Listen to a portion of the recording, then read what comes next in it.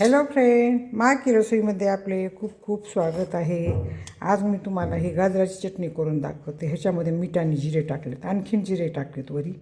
हे लसूण घेतलं आहे, हे कच्चे शेंगदाणे घेतलेत, हे कोथिंबीर आणि हिरवी मिरची, थोडीशी साखर टाकली ह्याच्यामध्ये, एवढीशी साखर टाकली, मीठ खाली टाकलं आहे.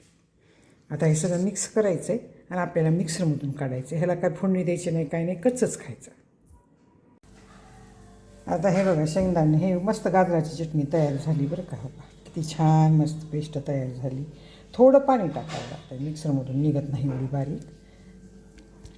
आता हे सर्व करायला तयार झाली, याला फोडणी वगैरे काही द्यायची नाही. आता एखाद्या वेळेस आपल्याला रात्री भाजी वगैरे नसली, चटणीची चटणी केली तर भाकरीबरोबर चटणी खूप सुंदर लागते बरं का. भाताबरोबर खावा, भाकरीबरोबर खावा, तुम्ही पोळीबरोबर खावा, चपातीबरोबर खावा, चटणी खूप छान लागते ही. माझी जर ही गाजराची चटणी तुम्हाला आवडली असेल तर सबस्क्राईब करा, लाईक करा, बेल आयकॉन क्लिक करून कमेंटमध्ये मला सांगा की माझी गाजराची चटणी कशी वाटली. धन्यवाद.